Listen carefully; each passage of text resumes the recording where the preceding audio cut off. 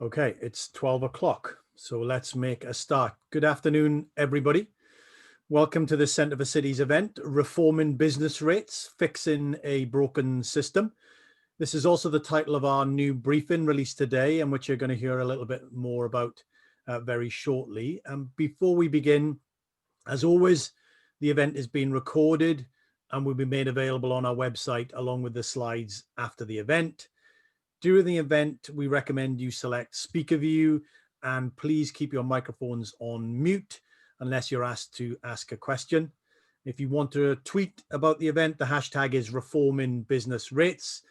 Please do that. That will be much appreciated. Opening comments will last around 25 to 30 minutes, maybe a little bit less. And then we'll open it up to questions from you. And you can submit your questions at any time. You don't have to wait until the speakers have finished.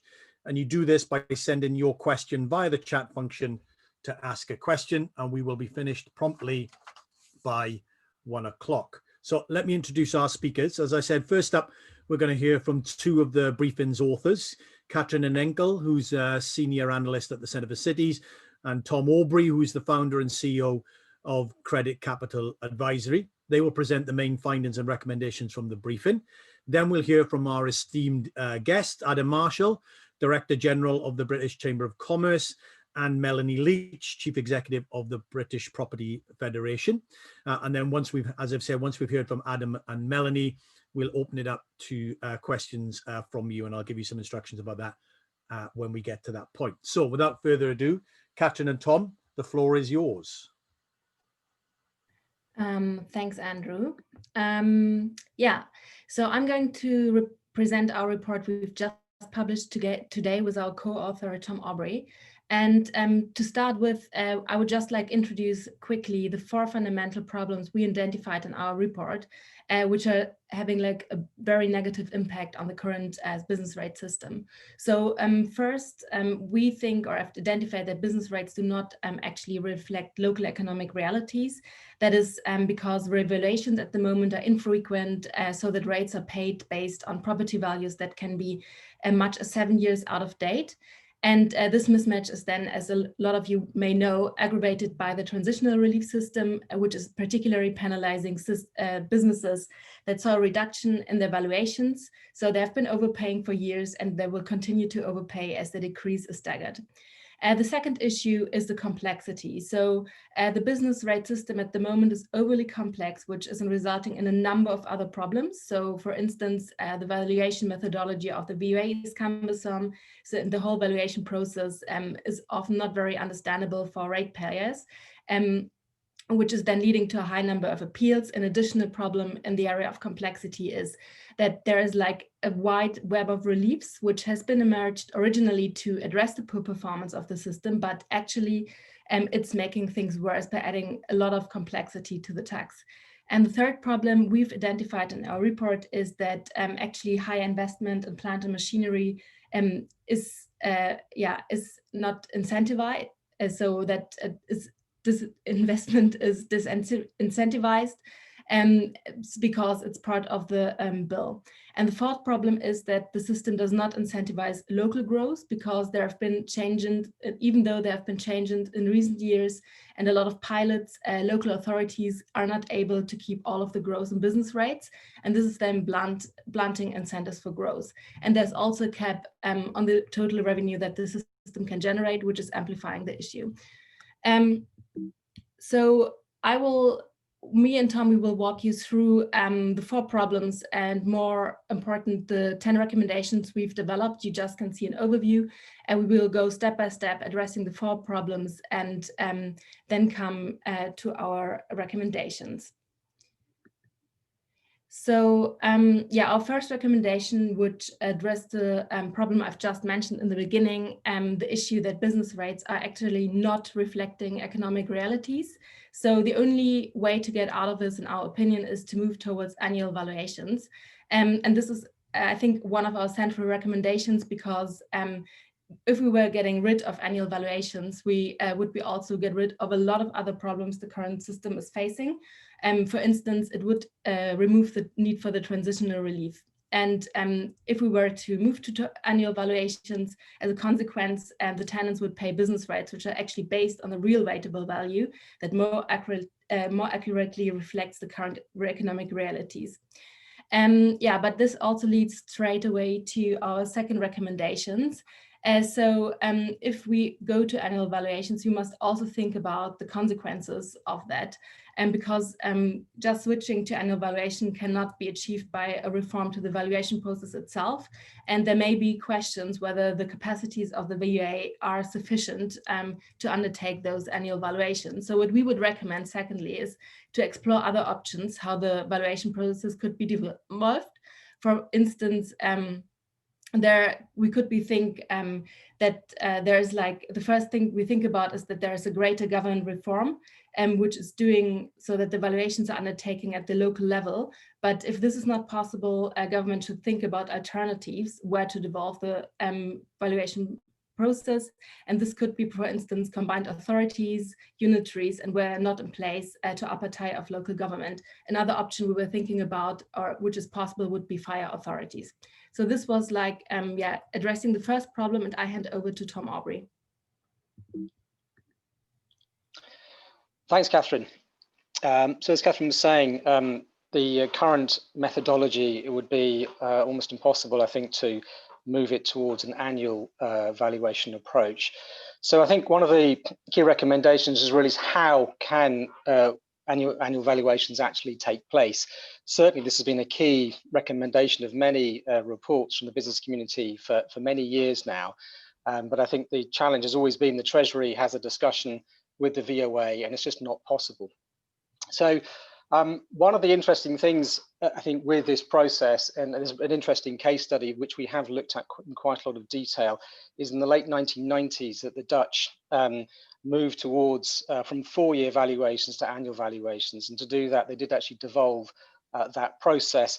And also they had to create a methodology which was more transparent and more formulaic as well. And certainly that's been a big challenge in the recent Select Committee, Treasury Select Committee inquiry into business rates, where many businesses complained about the opaqueness of the Valuation Office Agency's approach.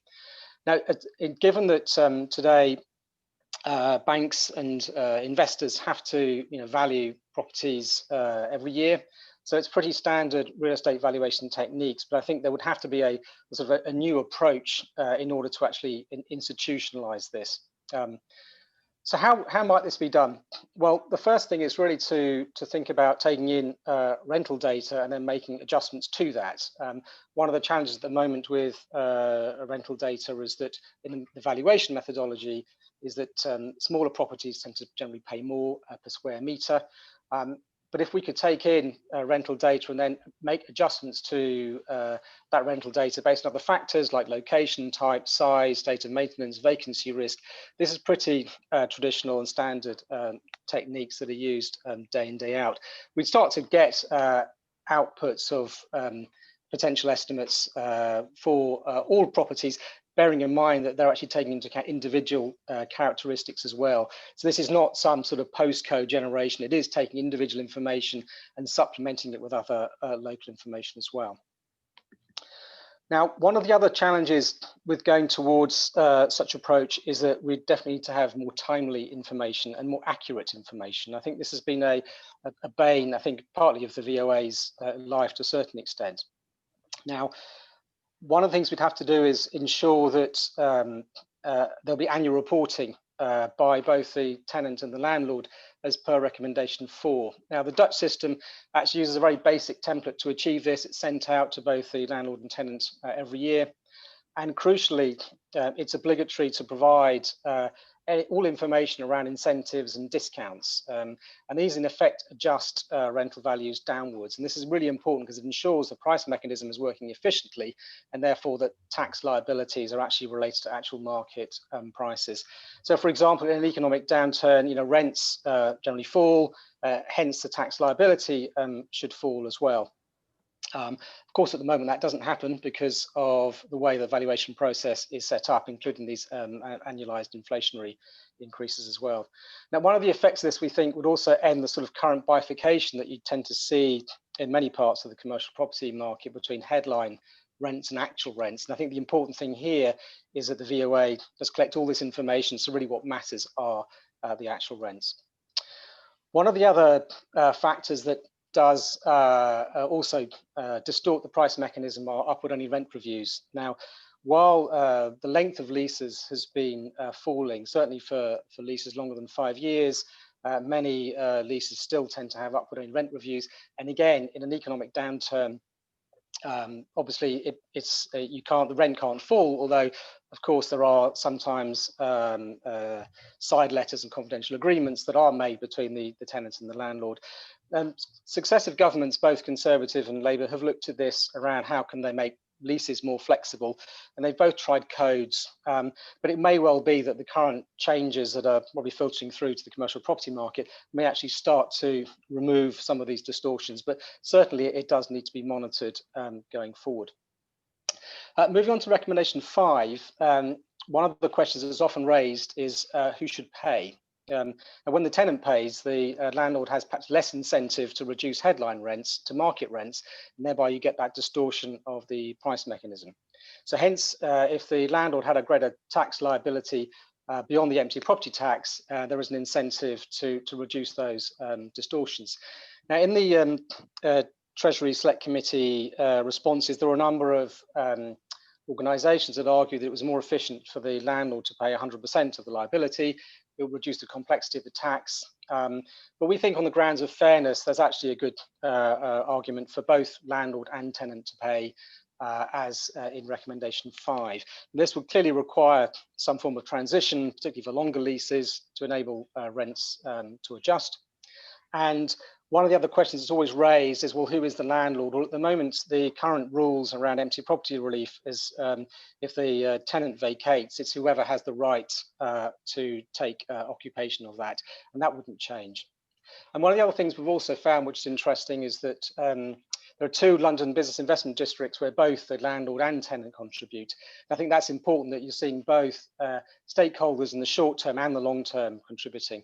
And again, in the Dutch system, we also see that the landlord pays just over half tax liability and the tenant just under half. So moving on to recommendation 6. Catherine mentioned the very, very complicated system of reliefs now.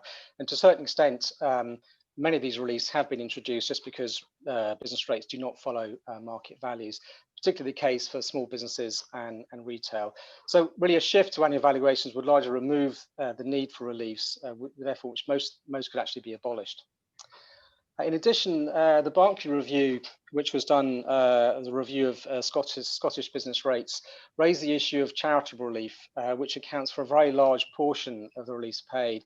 The Berkeley review argued that it should be limited.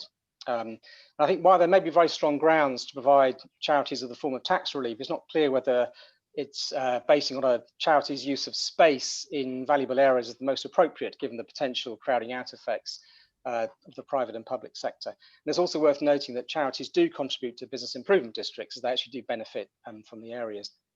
Some other exemptions that are probably worth looking at are around continuing to exempt buildings, particularly religious buildings have always been exempt from business rates, and other areas of public policy like communities, sports clubs on public health grounds, and potentially nurseries due to the high cost of childcare. That did actually come up in the Berkeley review as well. But it's important that local government should still be able to provide discretionary reliefs as well. Moving on to 7, recommendation 7, it's unclear why there still is distinction between empty property relief between retail and industrial property. I think 6 months for industrial, given that it's generally outperformed retail, and there probably should be some equalisation there. In addition, empty property rates really ought to be applied to listed buildings. At the moment, they are exempt once they become empty, and perhaps a limit to, say, for 12 months. Other areas which are quite complicated and distort the price mechanism is to do with agricultural buildings.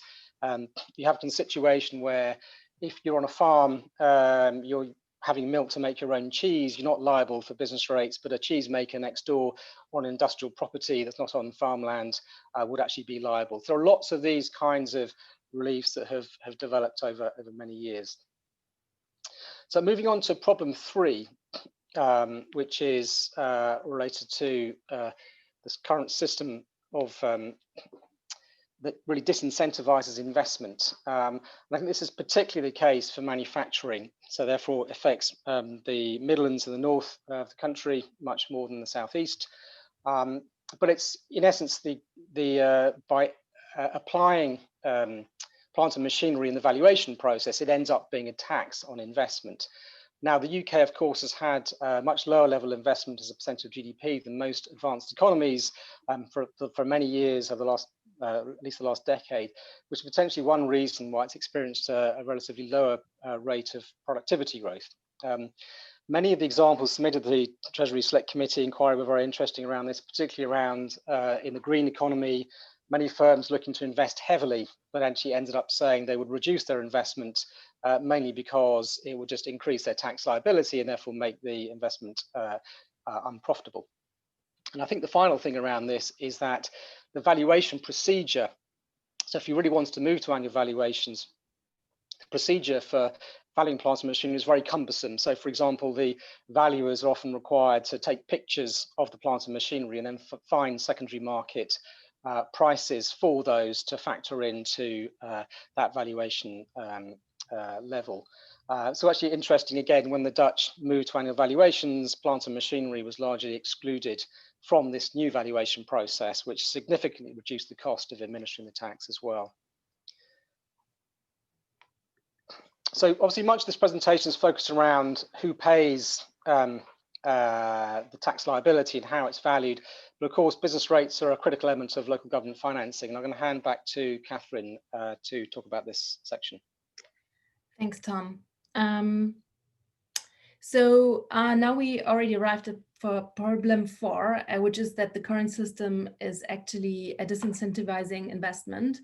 And well, to cope with this problem, we would recommend that a pooling system should be implemented across the country, where all local authorities that cover a functional economic area should be allowed to keep 100% of their gross and business rates revenue.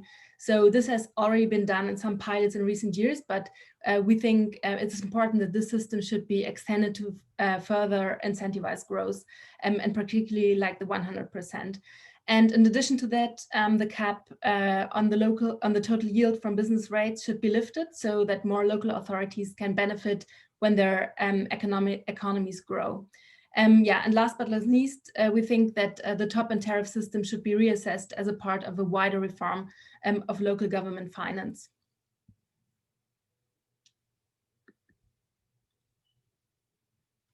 Great, thank you very much, you too. So, I mean, I think you know, we've deliberately gone beyond setting out some broad principles to get really into the detail of how we might reform the system, because I think everybody agrees that the reform is needed. Everybody, I think, or nearly everybody agrees that it's broken to a large degree.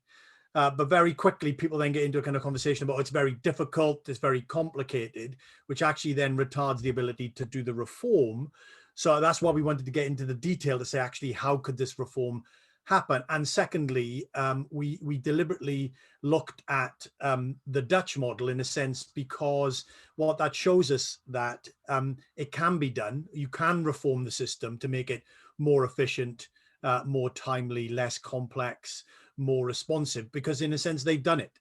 So this argument that it's all very complicated and it cannot be done, the Dutch example actually suggests that that isn't the case either. So we can get into some of the detail if required, but let's hear from our guests. And firstly, we're going to hear from Adam. Adam, over to you. Andrew, thank you very much, and good afternoon, everybody. A huge thanks to the Centre for Cities team for the invitation to be here today, and for this very, very important report. I have to say this is one of the most readable and digestible reports on business rates that I have seen over the years, and I want to congratulate Catherine, Tom, and the whole Centre team for presenting the arguments clearly for non-specialists. And I say that because ultimately non-specialists will take many of the big decisions about the future of business rates. And unless and until they can understand some of the drivers that sit behind those decisions, we will end up with some of the problems that we have seen up until now. From the point of view of business communities across England and indeed across three of the four nations of the UK, across all of GB, really, the business rate system does remain fundamentally broken, as Andrew was saying. It creates so many perverse incentives for investment. It's a burden on businesses regardless of their ability to pay. It makes no allowance for structural changes that have taken place in the UK economy, nor does it make any allowances for changes in the business cycle or the economic cycle, like the one that we're facing right now. We all know that rates don't work for local economic needs, and we also know that the system as a whole doesn't work at national level. So we all know, and I think share the point of departure on the problem. I would make a couple of additional points and then just a couple of views on the recommendations that have been put forward.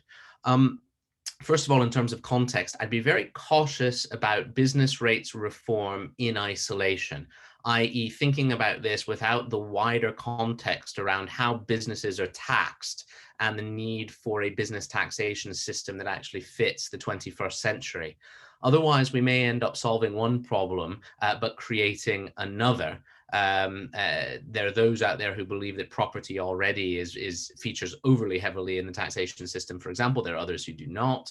But certainly business rates within the context of wider taxation is very important. The second is that whilst what we are all looking to in the medium to long term is a fundamental reform of the system, in the short term, given the pandemic and given everything that we're dealing with, we need to still be talking about reliefs from rates and how those are then funded. The reason for that is over the next 12 to 18 months, cash flow is going to be the biggest single issue facing business communities across the UK. And rates are something that take a bite out of companies' working capital. They're part of their fixed cost base, and they can be, quite frankly, impossible for them to handle when they have no demand and no revenues coming in. So yes, we are talking about reforming the system, but right now in the short term, we're still going to need to talk about reliefs, I'm afraid. And then I think the other point that I would make that is rather fundamental is that whilst we, as the Centre for Cities, have looked at alternatives to business rates, i.e. other taxes that could take their place, there's still a lot of questions over the delivery and deliverability of some of those alternative approaches.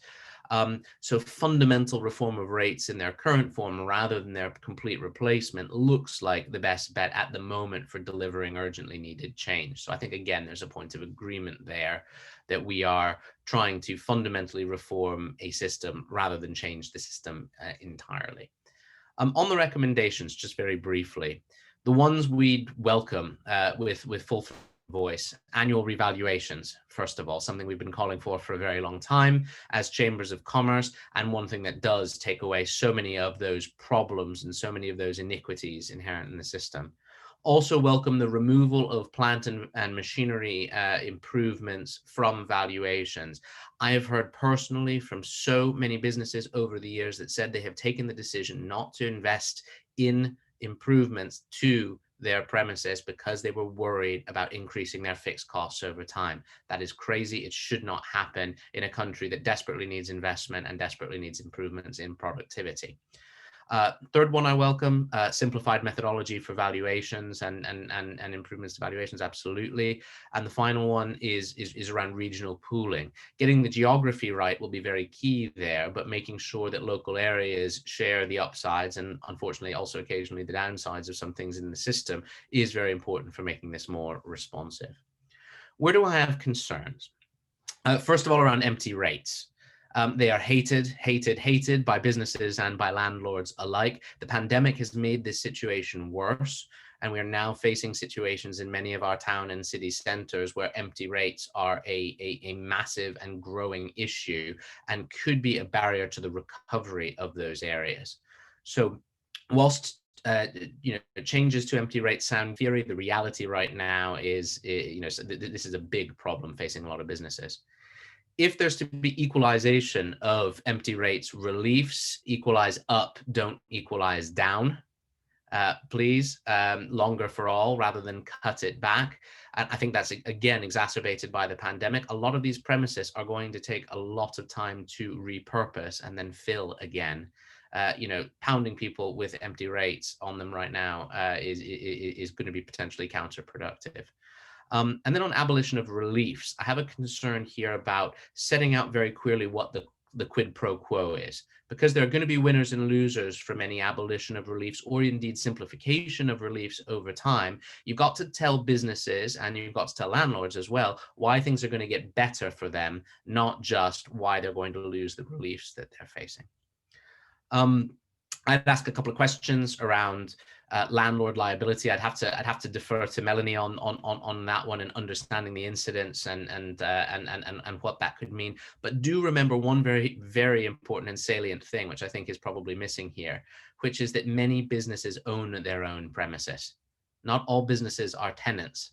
And we need to go back and remember that owner occupiers also face changes in the system and make sure that they're very well considered as well.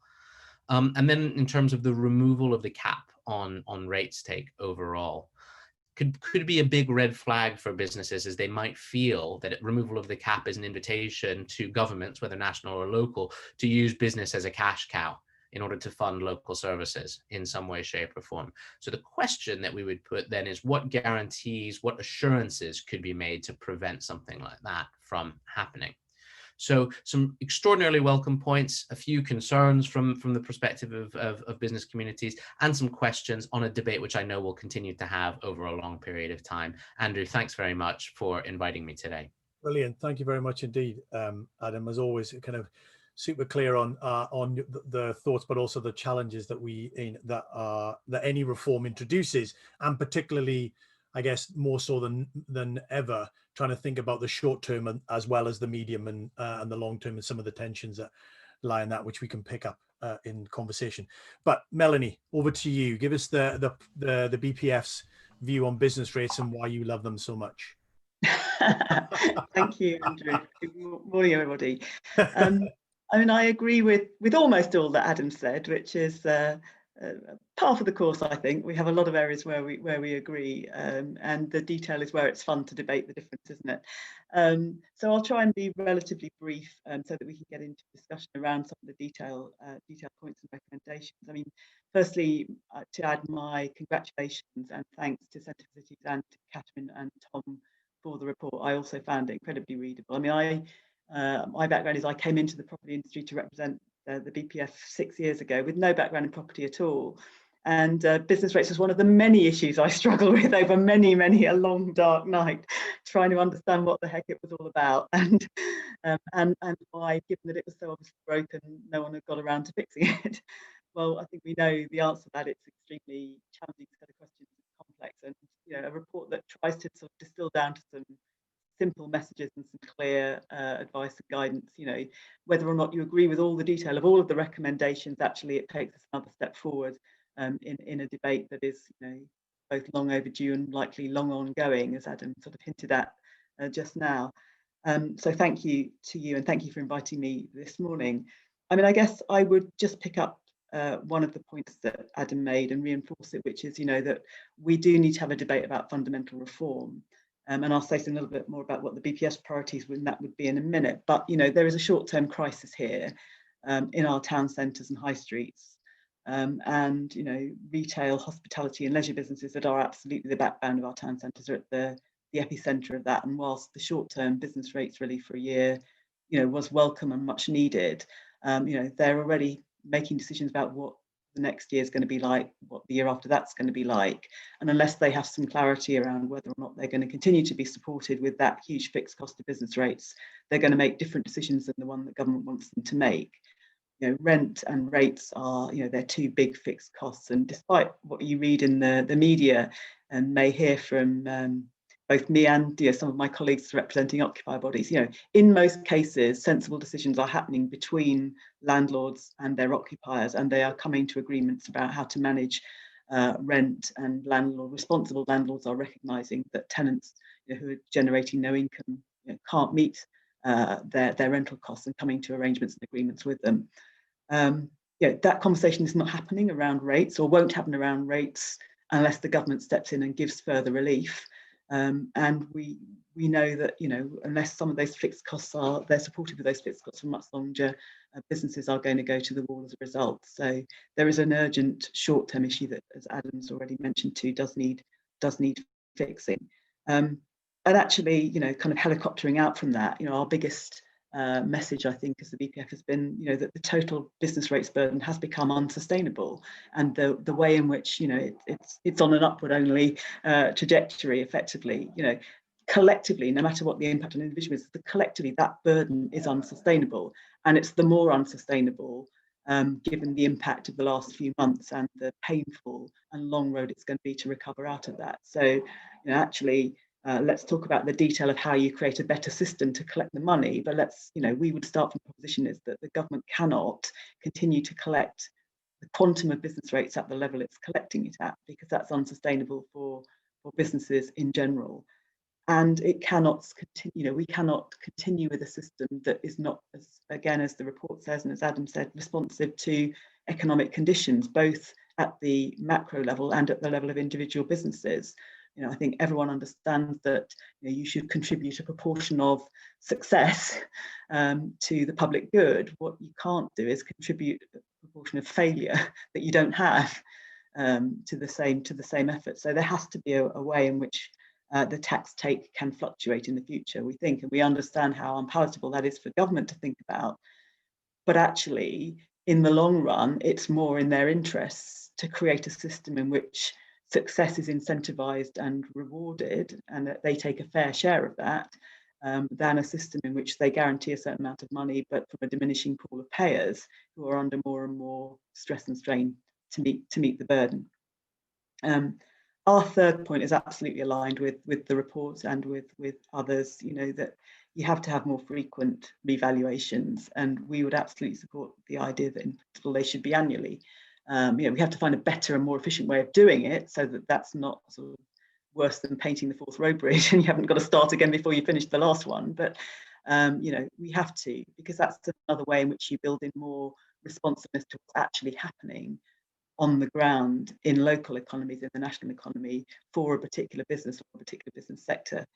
So we would absolutely support that. And then finally, we'd also support the idea that we should try and make reliefs both less complex, but also, again, more aligned to the incentives that we would all want to see in terms of generating economic activity.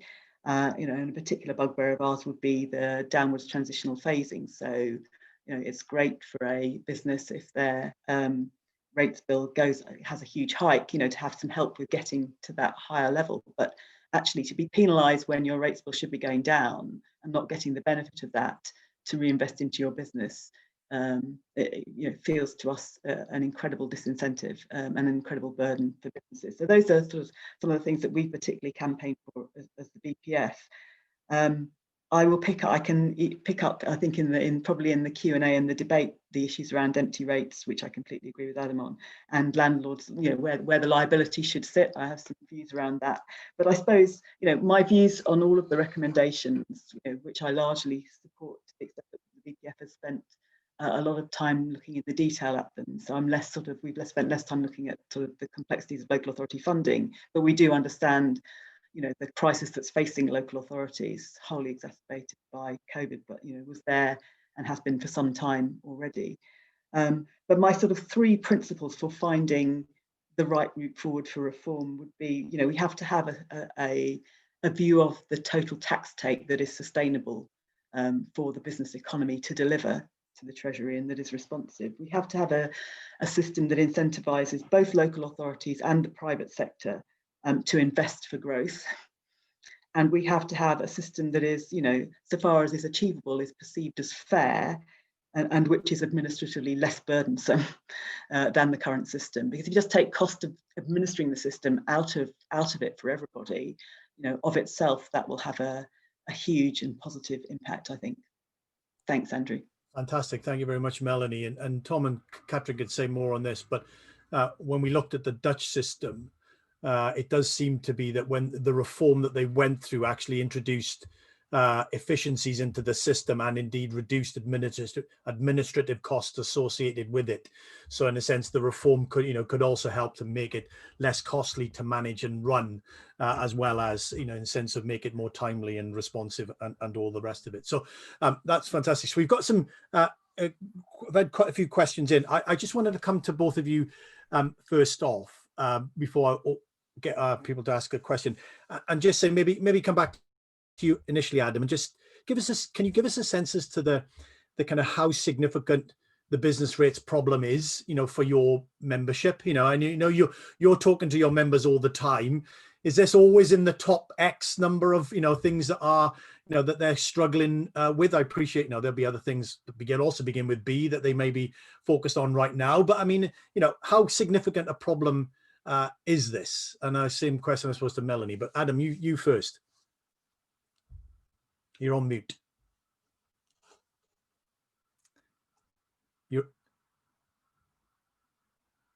That's it. Sorry, no needed worries. to unmute there. I just lost my connection a few moments ago, so my apologies. I've managed to log back in.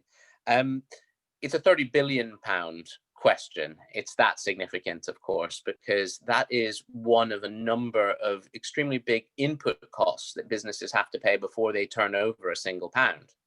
So, the scale of this amongst the various input costs that businesses face is absolutely huge. It's up there alongside things like employers' national insurance. It's up alongside, a number of other taxes, charges, and costs.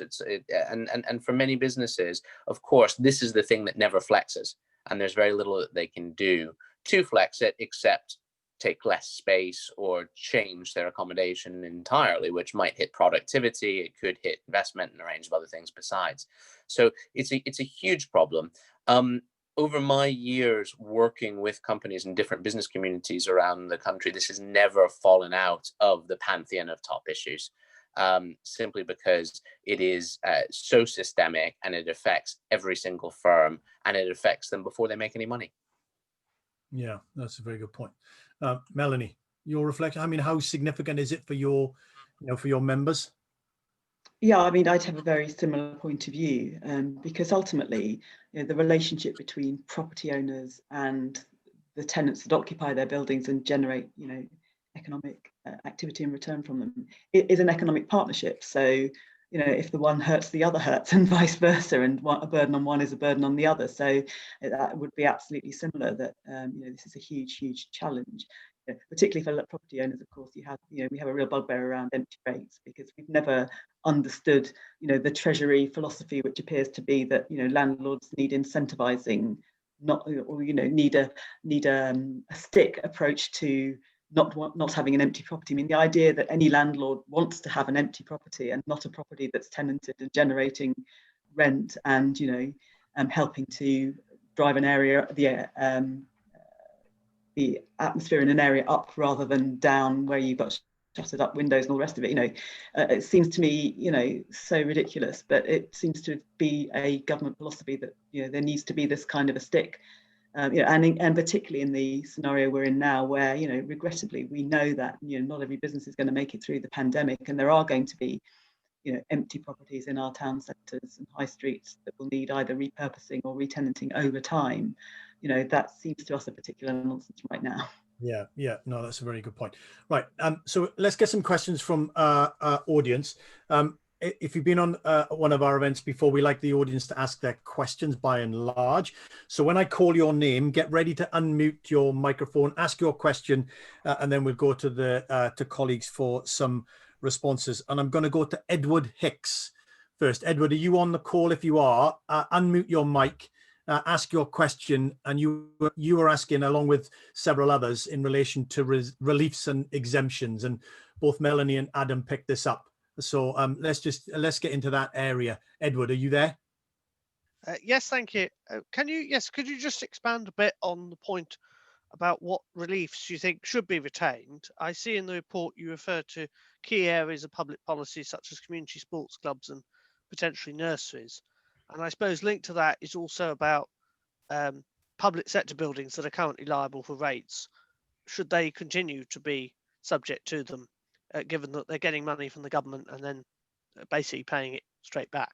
Okay, very good. Thank you very much. So, Tom, let me come to you. We talked a little bit about this, and then to answer that or explore that, and then I get Adam and Melanie to come in more broadly around how we ought to think about the reliefs system, which, as you said, it's pretty complicated, fairly archaic, and doesn't really, you know, when you interrogate it, it doesn't really make a lot of sense. But Tom.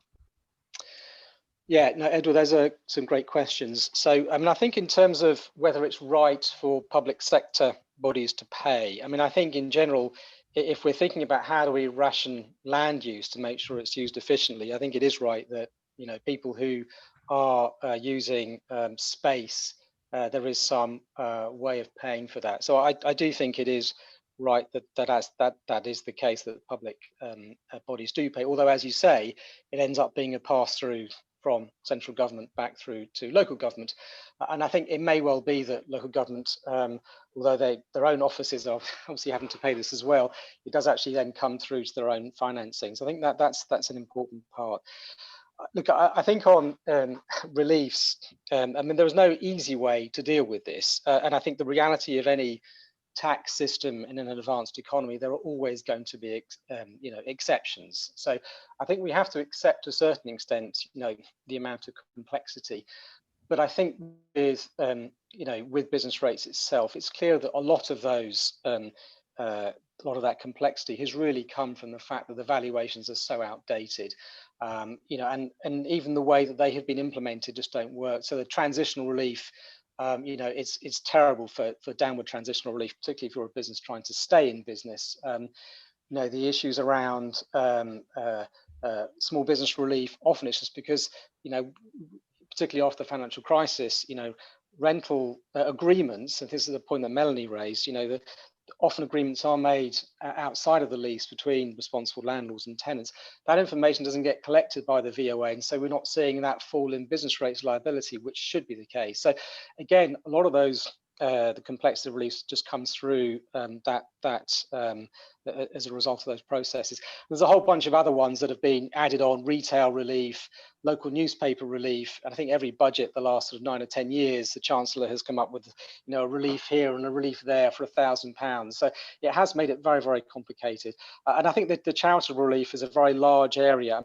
It is quite controversial, I have to say, but and there may be very good grounds, as I said before, for charities to have some form of relief, but bearing in mind charities do contribute to business improvement districts, I think that just needs to be looked at. So look, we're going to have to continue with some form of relief, there's no question about it, but I just think reducing the scale of it and the complexity of it would make it far more transparent and fairer. So unfortunately, there's no easy sort of silver bullet to that question, but I think we can make some good progress. Yeah. Okay, Melanie, your thoughts on the sort of question about how the existing state of affairs with the reliefs, and then I suppose moving forward, what is it to decomplicate and remove some of them, or what? Thank you. I mean, I suppose I'm slightly going to give the "we wouldn't start from here" answer, but if you had a system that was properly responsive to economic circumstances, then by definition you would need reliefs less, and where you would target reliefs would be effectively as a sort of market intervention. So you would target reliefs in order to enable those who you wanted to encourage to be active, to do so with where they couldn't afford to, or you wanted to incentivize them in some way over and above just allowing them to take the market offer, as it were. So I mean, that would be where ideally you'd want to get to. I think you would target, as I say, you target reliefs to provide incentives to people for whom normal market conditions would mean they wouldn't enter the arena to do so, or you would support particular kinds of activity that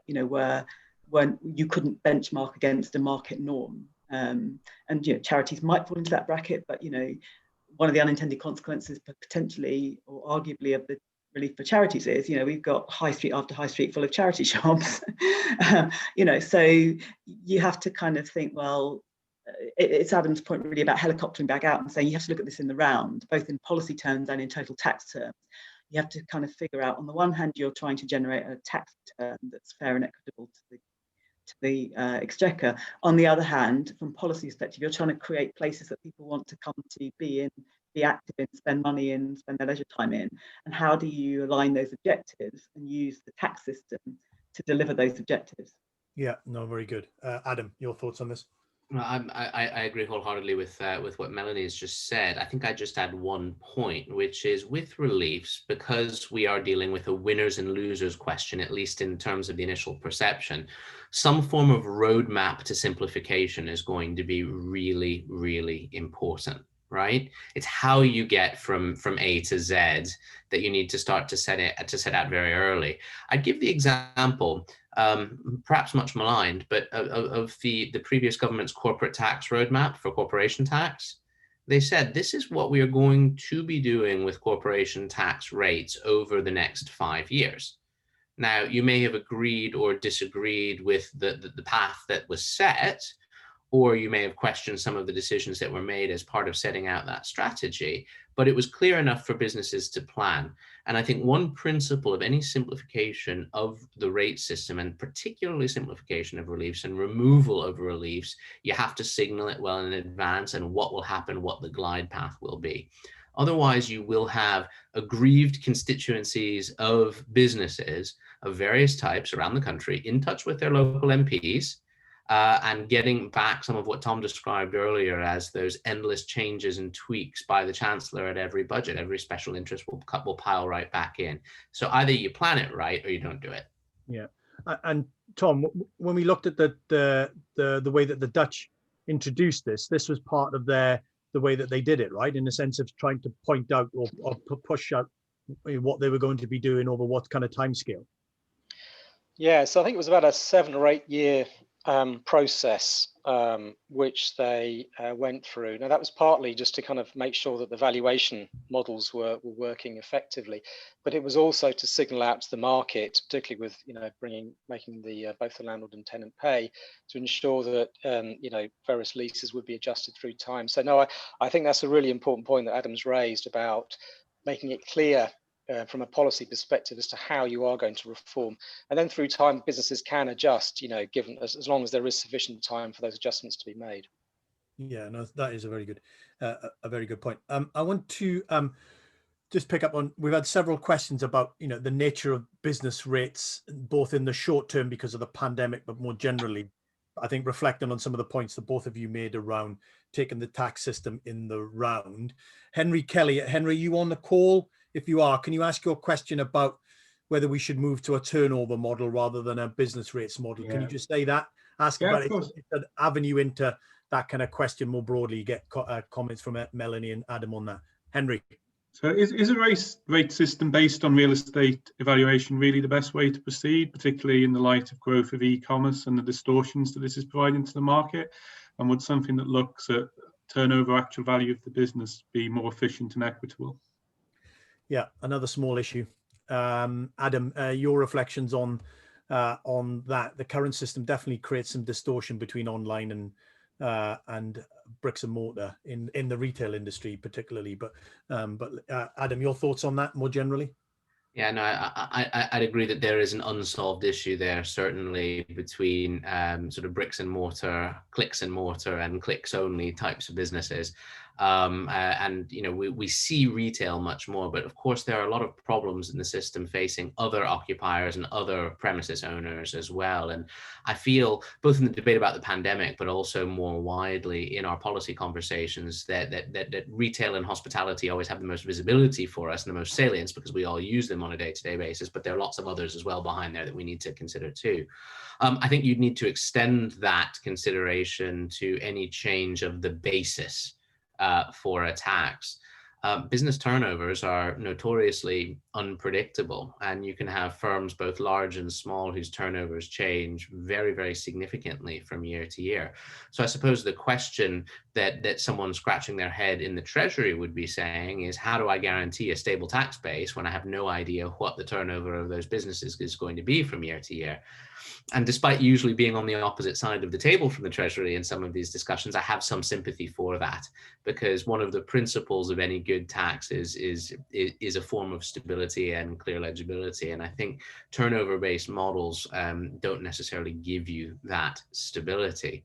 That said, I have some sympathy for the principle that sits alongside that, which is, it's much more responsive to what the business is actually going through at the particular moment in time. So turnover may not be the right basis, the right metric, but this sensitivity to the ups and downs of the economy has got to be a feature of the new system, definitely. Yeah, Melanie.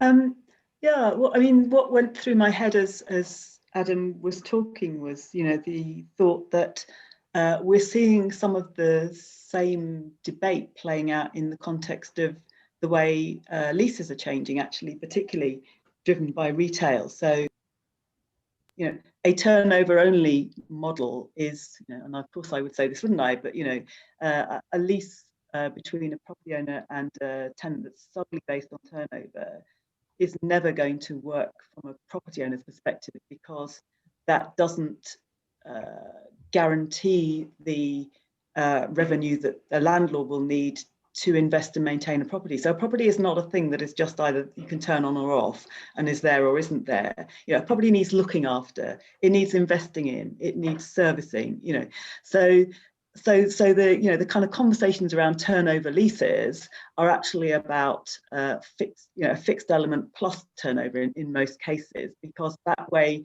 the property owner knows that they will be able to continue to maintain and invest in the property, for this and future tenants, but also they're taking a share of partnership with the tenant in terms of how successful that tenant is or isn't able to be in those premises. And of course, those conversations are now leading you into a debate around, well, how do you look at the total fortunes of the retailer, not just the fortunes in that particular store? Because unless you can sort of factor in, the online purchases that are taken back to that store for returns and then generate sales in that store, and. So these conversations around how you create a model that is, on the one hand, has a fixed element so that the investment that's needed has certainty. So for that, the Treasury has certainty about a part of a tax take, but is also responsive in part to the fortunes of the individual businesses, is happening in a different context. And it may be that there are lessons we can learn and transpose from that into this debate. Interesting. In the last sort of segment, I suppose, to kind of flip it on its head really and get your thoughts and reflections on, as we know, business rates is an important local sort of revenue stream. It's one of the only two that local government has its hands on to some degree. And obviously it's used to fund local government, which actually complicates the matter about reform and change and all the rest of it. So we've had several conversations in that, and I'll bring Catherine in to reflect on those sort of points in a second. But Richard Holmes, Richard, are you on the call still? If you are, yes, you asked a question. Yeah, I was wondering, relating to what you just said, do the panel think that it's fair that local authority funding is so reliant on business rates income in their own area, given that there are significant geographical variations in viability? Adam, complicates the matter, right? Between it's a tax system and it's, it funds local government on the one hand. It's obviously, it's very, and therefore any changes to it have implications for local government funding and finance more generally. This is a world that you are in now, but you've certainly been in the past. Share your thoughts with us on this question. Well, I mean, if I were to dig into my own past, I would say, over the past 20 years that we've been discussing this, the basis for local government funding has not shifted. No. It is still incredibly overly centralized. There's still very few levers that local government can pull, and it doesn't generate its own resources. So dependency on frameworks set by the state and various other things set by the state remains almost exactly the same as the discussions we were having around this 20 years ago. I think for businesses and on business rates specifically, it's not a very legible tax for those who pay it, because what they don't see is how it contributes necessarily to the improvement of the business environment. I think people understand they're making a contribution to local services, they're making a contribution to things like social care, they're making a contribution to safeguarding and the many other statutory responsibilities that local government has. but they don't see the connection back to businesses, which creates a difficulty. If local authorities and local government had a wider base of funding, if they had wider levers, and if there was more devolution of some of those levers for fundraising, I think that would ultimately lead to a lesser sense of unfairness amongst businesses who pay the rates, but also a lesser sense of frustration amongst local governments who feel constrained. The challenge then is the push-pull of getting that right and not treating any one constituency, whether it's local businesses, local council taxpayers, or anyone else, as the cash cow from whom all the additional revenue can be raised, because you can only squeeze any one constituency so much for revenues in order to pay other bills. So I agree, the system doesn't work as it stands right now. I don't think it's particularly fair on local government or indeed on the ratepayers themselves. No. Yeah, Melanie, your thoughts on this in relation to, obviously, it's a local authority income stream as well. Yeah, I don't think I have much to add. I think Adam's expressed it far more eloquently than I could, and I agree with everything he said. I mean, and this is where, I mean, it seems odd to be talking about sort of the fact that the amount of the tax take is predetermined as a, we normally look at that from the point of view of it's at an unsustainably high level, but you could turn it around and say actually it's also a disincentive to local authorities, particularly when they don't see the benefit of it, to do better to try and drive income harder, because there is no more money going to come in as a result of generating more money. Which is ridiculous, isn't it, when you think about it? Yeah, no, quite. And it, for those of us that are kind of trying to think about this, people on the call trying to grapple with those sorts of issues, how you create a system that is fair and doesn't penalize places, as it were, for the conditions that they find themselves in, but also provides an incentive for them to go slightly further than they ordinarily would, but also to compensate them for any of those decisions and be able to do that is a fiendishly kind of complicated set of issues. Catherine, just say, this is a little bit in sort of recommendations 9 and 10 particularly, just your thought on that. Yeah, I mean, I basically agree with Melanie and with Adam. So I think, it's very tricky giving local authorities more control, because that gives them like a greater risk, but also the chance for a greater reward in the end. So it will be in the end still dependent on the state. They will be dependent on a state for a very long time, given that they still have control over only a small share of the taxes raised in their areas. But yeah, I think to really go into the detail, we would also need to look into further reforms, particularly on the tariff top-up and tariff system. Great. Okay, we're nearly out of time, so unfairly, I'd be interested in a final quick reflection from you and Adam and Melanie. Obviously, the government has a consultation out on the future of business rates. I mean, what's your sense? Do you get any sense that they are serious about this, or is this something that they're going through the motions, they're ticking the boxes? I mean, Melanie, what's your sense from talking to government about seriousness in trying to introduce some reforms that are more than, as you say, just kind of tinkering at the edges and adding an extra X or taking away an extra Y? I think it's twofold, the answer to that question. I think they are serious, actually, but I also think there are some all-consuming issues that are driving very short-term thinking and allocation of energy and resources at the moment. So, understandably, they've got quite a lot on at the moment. So I think, actually finding the airtime, the space, to really think long-term, quite just at the moment, I think is particularly and even more challenging for government than usual. But I do think, that doesn't undermine the fact that I think they didn't need to commit to fundamental reform. Actually, they could have just continued to fob us off with tinkerings and, promises and things. So it's a bit of both, really, I think. Yeah, no, quite. Adam, your thoughts on the seriousness and, where they are and when they'll get to it, I suppose? Well, I'm going to hold the Treasury's proverbial feet to the fire on this, because this review this time said its objective is to reduce the overall burden of business rates on business. Every other review that we've had previously of business rates said this will deliver a fiscally neutral outcome. That was not in the terms of reference this time. So the test for us is, will it genuinely lower the overall impact on businesses and on business communities around the country this time? If it doesn't, I suspect you'll have hundreds of thousands of rate-paying companies across the country bitterly disappointed, and making that disappointment well known to politicians at every level. Excellent, very good. We could carry on, but obviously we can't. It's 1 o'clock, so we need to close.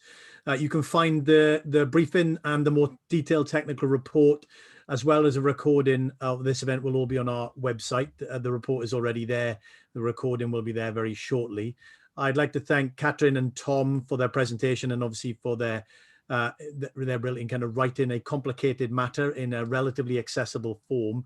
But obviously, to my great thanks to Melanie and to Adam. It's fantastic to have you with us for your kind of reflections and wise words on these sorts of issues. So thank you very much to Melanie and Adam, and thank you, and finally thank you to everybody that came on and for participating. We are continuing our kind of line of inquiry into this area. This is not the end, it's carrying on. Consultation is ongoing. We need to continue to push the government to make good on the reform, so we'll be continuing to do more work on that. But until the next time, look after yourselves and take care. Thank you very much for coming.